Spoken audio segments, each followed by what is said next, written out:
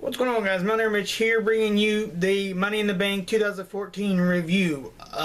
Starting out tonight on the post show, we have Daniel Bryant. He comes out, and Michael Cole was asking him questions, asking him when he's going to come back. He said he had a little bit of bad news. His arm hasn't fully healed, even though that don't really much to do with his neck, unless it's like the spinal cord thing. I think that involves everything, so maybe that's the problem. But he might have to have another surgery, so he'll be gone longer than most think. So I guess it was a good thing to take him, strip him from the titles. But he answered a couple Q&As, and then actually I think it was like 2 Q&As, and then Bo Dallas comes out and begins to, tell him that he has to Bo leave and come back, and he says, Bo, you're acting like a real boner. And oh, it was awesome. I thought, that was probably the laugh of the night. And then he said, I think we all in the audience agree, Bo, leave. And he points to the back, and he tells Bo to leave, and then his music goes off, and he just yeses into the crowd. First match is the tag team championship match between Harper and Rowan versus the Usos, and the Usos. Both these teams I'd like to see win.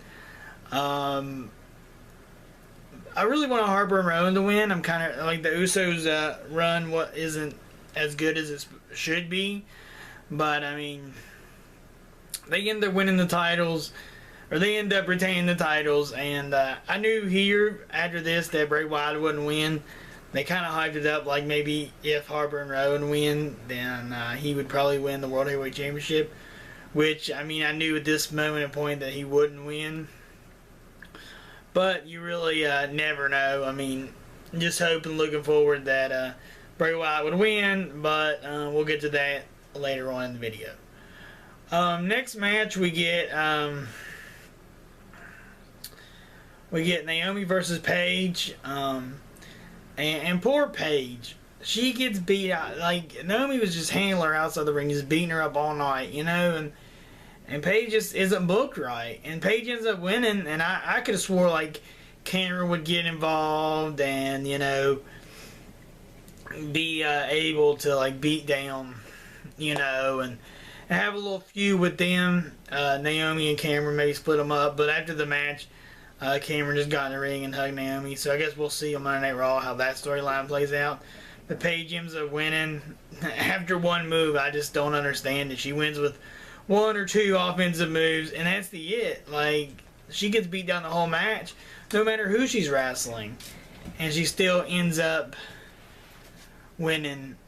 And I think that's the silliest thing you can do for her and her confidence as a female wrestler coming up in the business. But maybe it's not her decision. Maybe it's just the agent something. But obviously it's not her decisions. But they just booked her wrong all the way since she's gone from ever since she come out and beat Naomi. She looked weak even before she.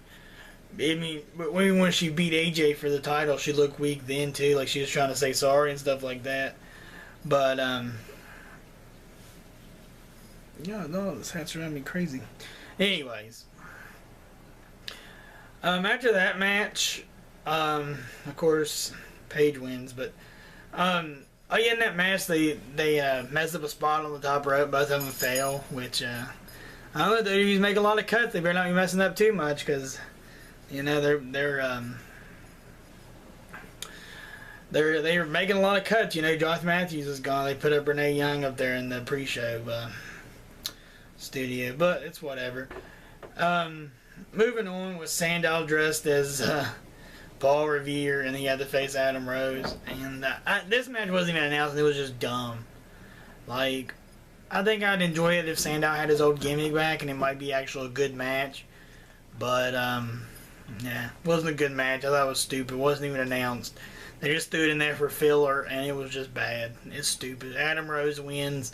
The match lasted longer than it actually should have. Like, I don't know. It should have ended with Adam Rose just coming out there and beating him up and jumping on his robots and rosebuds and me carrying out of the building, but some reason that match lasted way longer than it should. Stupid. I shouldn't even do a review on it. But that was a match. Adam Rose wins, and who cares? Unless Sandow starts winning anytime soon, he's just irrelevant in my book.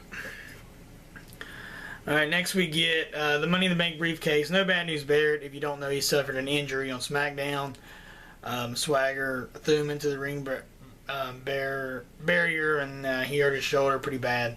So, I mean, that sucks for him. But we don't, and plus the Intercontinental Championship, we don't know how long he's going to be out for that. So maybe we'll decide that. But then we first get the Money in the Bank briefcase ladder match, the traditional Money in the Bank, which we had Seth Rollins, RVD, Kofi Kingston, Dolph Ziggler, Swagger, and Dean Ambrose. First big spot of the night was when Kofi got thrown off the ladder. He landed both of his feet on the top rope and jumped over off the ring apron on top of the guys outside, or off the top ring rope and on top of the guys on the outside. Pretty good spot. This one, it seemed like everybody got an opportunity to win. Dean Ambrose ended up getting hurt. Don't know if it's legit or not. I think it might have been planned, but they actually had the guys come over from the side of the ring, you know, the medical staff, and check him out. And he said, pop it back in place now.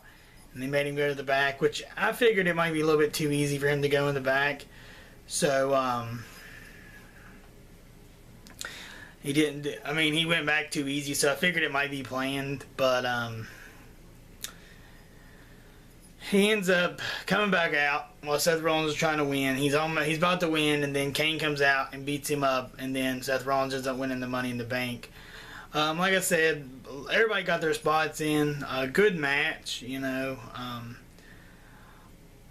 A lot better than, you know, it wasn't the best Money in the Bank match ever, but I mean, the guys, the Flyers in there got their flying in and all that. So, I mean, it was a good match overall. So,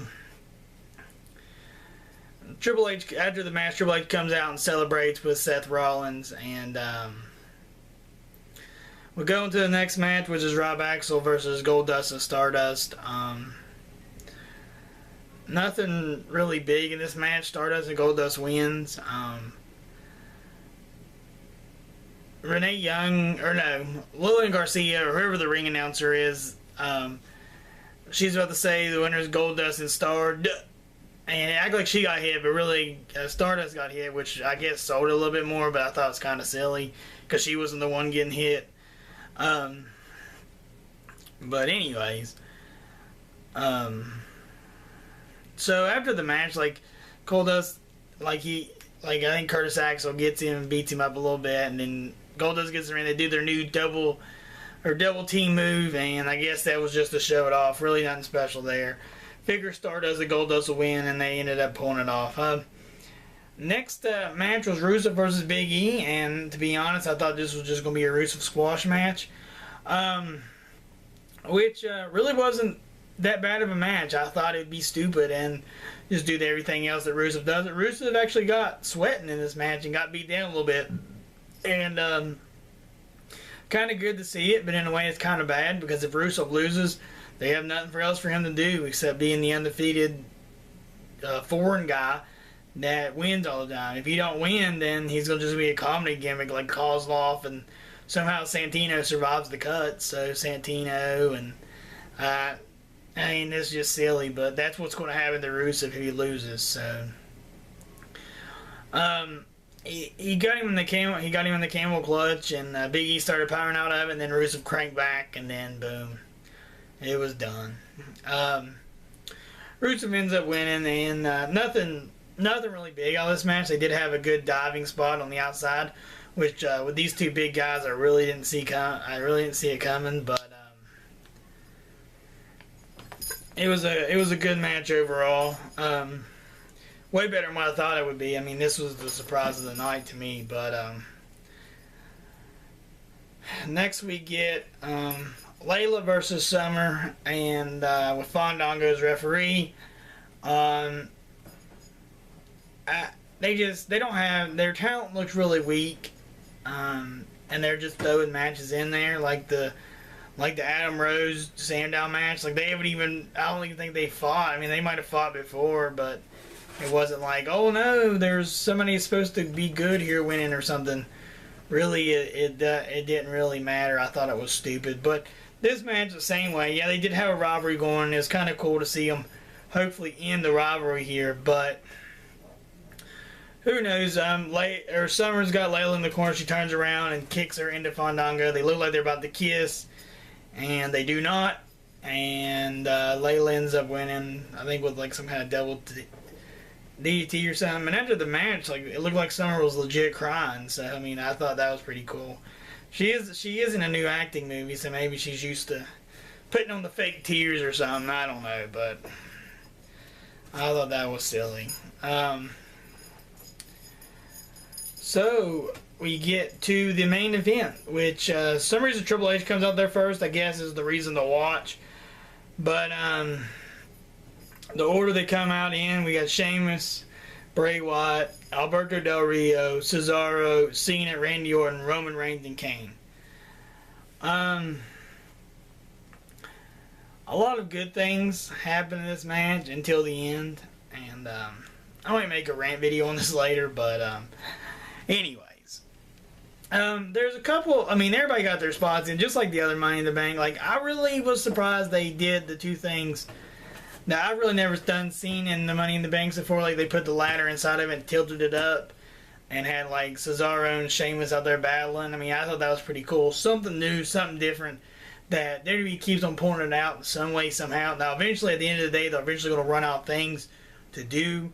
But so far, they keep it going, and they make it entertaining. People, I mean, this match was not as good as the first Money in the Bank because you had a lot of flyers. And this match was a lot of catchers, and the catchers just, I mean, they did some work, you know. I mean, Cesaro looked good, Sheamus looked good. Sheamus had the most.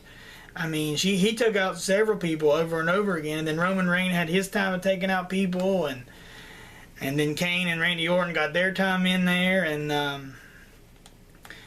there at the end, you know, I was really rooting for Roman Reigns, but old Super Cena ends up winning it, and Randy Orton's climbing Kane's whole ladder. Here comes Cena. Cena gives Kane the good old FU, or what does he call it now? The attitude adjustment, and then he turns around and gives Orton one on top of Kane. And I know that this is silly, but I mean, it was the same thing with the Wyatt family versus Cena in the steel cage match. Like, they could, like, each of these guys, when you're holding on to that thing, you could have won. Like, I don't see why you just don't rip the titles down. That would make more sense. But I guess you had to unhook the loop thing, which that's what Cena did to win. Anyway, Cena ends up winning this match. But anyways, we go on, and I mean, there was several times where Alberto had a chance, Sheamus had a chance, Roman Reigns, Randy Orton had several chances, and I guess you got to unhook the loop thing. But anyways, these guys, I mean, I don't know, like, just Cena needs to pass the torch. There's too many young guys in this match for Cena to lose and have one of those younger guys win. I didn't really want to see Randy Orton because they get back to square one. I really didn't want to see Cena, even though they released the poster at SummerSlam, kind of spoiling it for Cena versus Cena versus Brock Lesnar.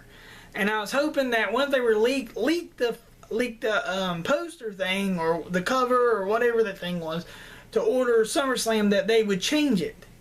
But I think Vince is getting a little bit too weary about it. But you've got to give your younger guys a chance. Cesaro being in there, Roman Reigns being in there, Bray Wyatt being in there. Those are the three guys that should have won this. You know, you had a heel win earlier with Seth Rollins winning the Money in the Bank.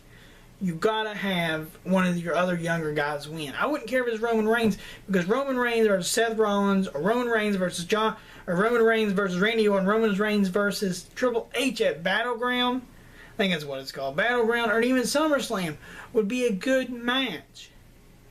But we go with the easy peasy, Super Cena gets the win.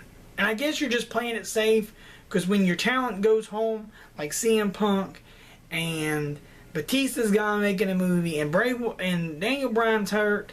They're afraid to push one of the other bigger guys. But Roman Reigns is ready.